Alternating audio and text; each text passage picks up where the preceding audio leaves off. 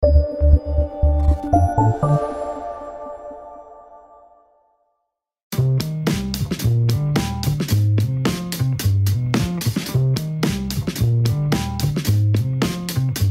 ба шунавандагони радио Азия Плюс ва ҳамчунин бинандагони азиз. Имрӯз тасмим дорем мавзӯъеро баррасӣ намоям, ки ба рушди фазои сармоягузорӣ дар бахши кишоварзии ҷумҳурии Тоҷикистон ҳамбастагӣ дорад. Барнома бо дастгирии Иттиҳодияи Аврупо таҳия шудааст. мавзӯи имрӯза рушди фазои сармоягузорӣ дар бахши кишоварзии ҷумҳурии Тоҷикистон. дар меҳмониямон муовини вазири кишоварзии ҷумҳурии Тоҷикистон хонуми Зебо Нигинабоно Анварӣ. муҳтарам муовини вазири кишоварзии ҷумҳурии Тоҷикистон хонуми Зебо Нигина Анварӣ, иҷозат диҳед ба шумо пеш аз ҳама барои дарёфти фурсат ва иштирок дар мусоҳибаи мазкур изҳори миннатдории худро баён намоям ва мехостам қайд намоям, ки мавзӯи мусоҳибаи имрӯзаи мо рушди фазои сармоягузорӣ дар бахши кишоварзии ҷумҳурии Тоҷикистон мебошад. мехостам фикру мулоҳизаҳои шуморо ҷиҳати масъалаи мазкур бишнавам. ташаккури зиёд. ман низ мехостам аз фурсати муносиб истифода намуда ба ташкилкунандагони мусоҳибаи мазкур изҳори сипос намоям. дар ҳақиқат мавзӯе ки гирди он имрӯз мо бо шумо суҳбат мекунем хеле рӯзмарра аст, зеро ҷалб ва афзоиш додани сармоя ба соҳаи кишоварзӣ дар Тоҷикистон яке аз омили муҳимтарини рушди минбаъдаи на танҳо бахши кишоварзӣ, балки дар умум рушди комплекси агросаноатии мамлакат ва иқтисодиёт мебошад.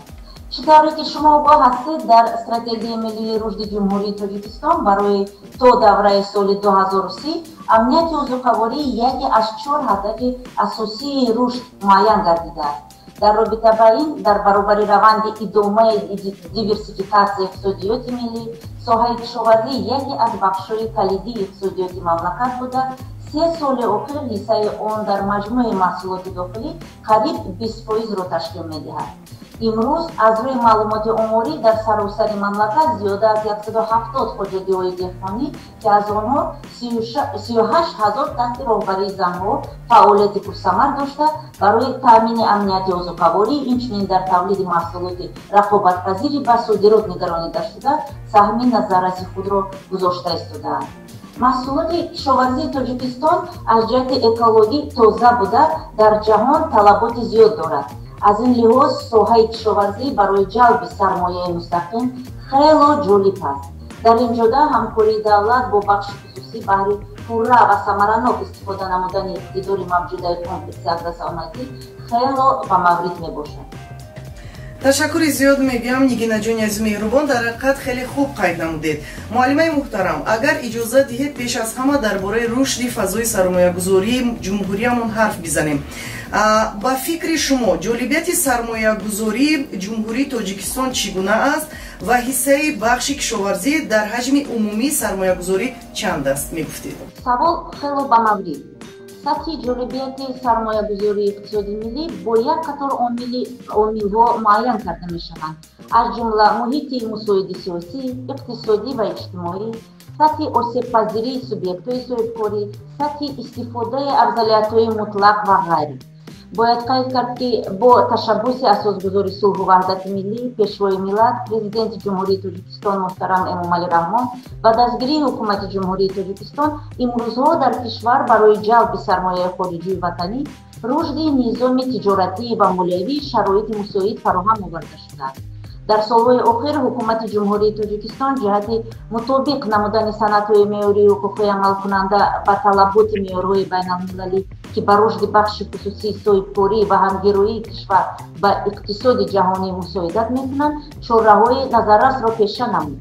бояд қайд кард, ки имрӯз дар иқтисодиёти кишвар, аз он ҷумла дар комплекси агросаноатӣ, саҳми назарраси сармояи хориҷии ватанӣ дида мешавад. зиёда аз 60 давлати ҷаҳон ба соҳаҳои иқтисодиёти ҷумҳурии Тоҷикистон сармоягузорӣ мекунанд. тибқи маълумоти оморӣ, дар зарфи 10 соли охир ба ҷумҳурии Тоҷикистон зиёда аз 76 миллиард доллари амрикоӣ ворид шудааст. ҳаҷми сармоя ба соҳаи кишоварзӣ зиёда аз 3%-ро ташкил медиҳад, ки қисми зиёди он ба соҳаи расанипарварӣ равона гардидааст. ҳамзамон ногуфта намонад, ки солҳои охир дар натиҷаи дастгирии бевоситаи ҳукумати ҷумҳурии Тоҷикистон ва имтиёзҳои зиёде, ки ба соҳибкорон дода шудаанд, динамикаи афзоиши ҳаҷми сармоягузории ватанӣ дида мешавад. чунончи тибқи маълумоти оморӣ дар соли 2019 ҳаҷми сармоягузории ватанӣ зиёда аз 12,5 миллиард сомониро ташкил дод, ки он нисбат ба соли 2013 2,1 баробар ва нисбат ба соли 2015 28,4% зиёд шуд. аз ҷумла ҳаҷми сармоягузории ватанӣ ба соҳаи кишоварзӣ дар соли 2019 33,2 миллион сомониро ташкил дод, ки ин нисбат ба соли 2013 7 баробар зиёд аст.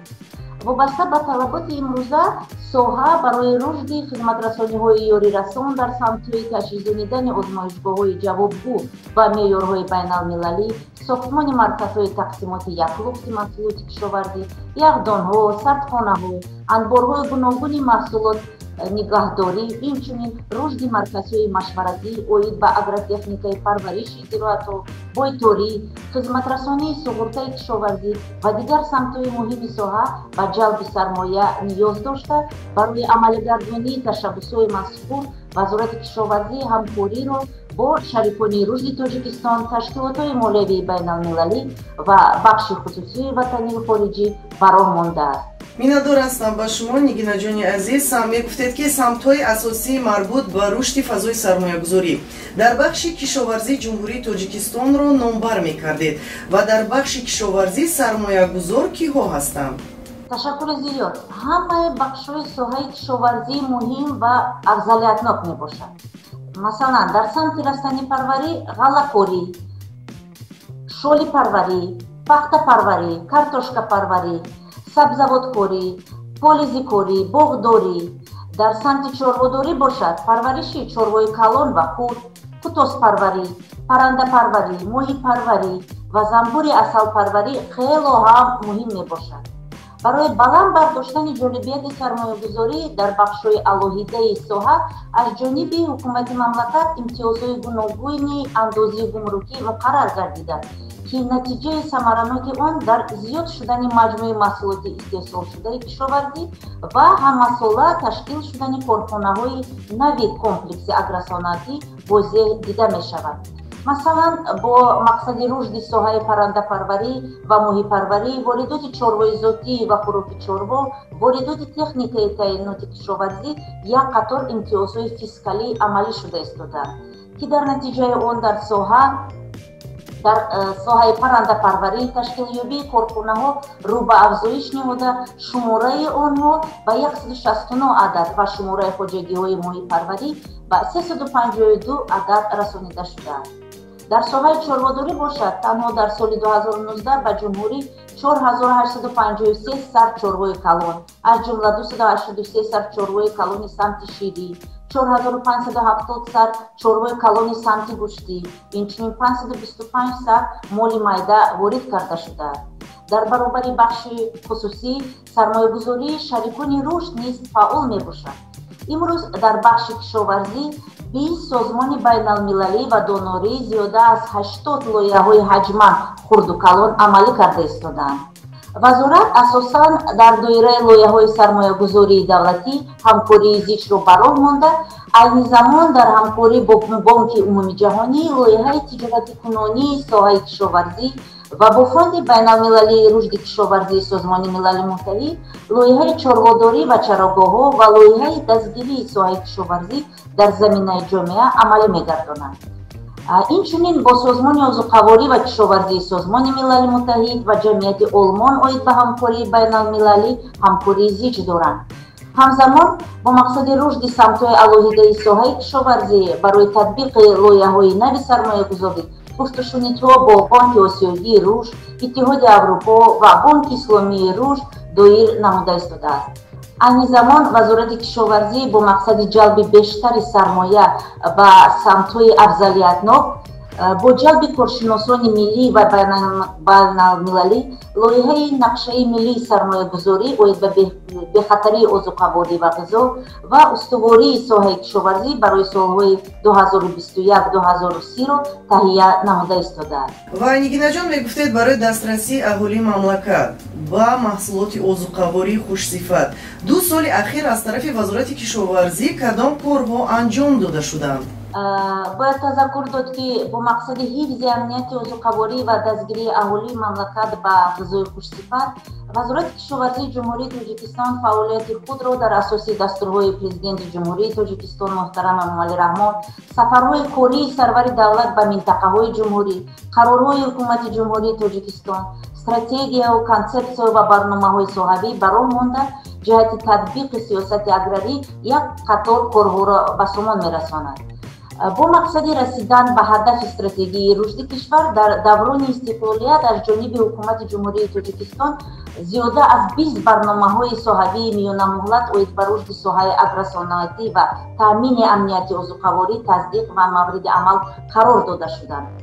همساله جهت نگاه داشتن استواری تامین امنیت عضوکاوری کشور از جانب وزارت کشاورزی با در نظر داشت دورنمای ماکرواقتصادی جمهوری تاجیکستان ساختار کشت زراعت‌های کشاورزی برای سال‌های داخلدار تهیه گردید.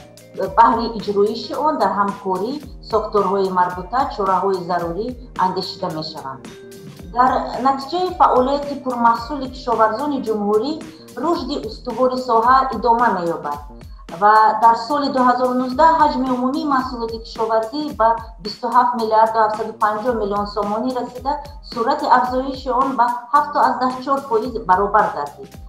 اگر ما استحصال محصولات را در سال 2019 نسبت به سال 91 قیاس نماییم، استحصال محصولات وطنی از قبیل غله‌دانه 4.8 مرتبه، کارتوشکا 9.3 مرتبه، سبزیجات 6.7 مرتبه، پولیزی 12.7 مرتبه، میوه 6.8 مرتبه، انگور 2.7 مرتبه، گوشت 1.8 مرتبه، شیر 1.7 مرتبه، تخم 1.6 مرتبه و غیره برابر زیاد گردید که در نتیجه برای تامین اهالی از حساب محصولات وطنی تاثیر مثبت رسانید.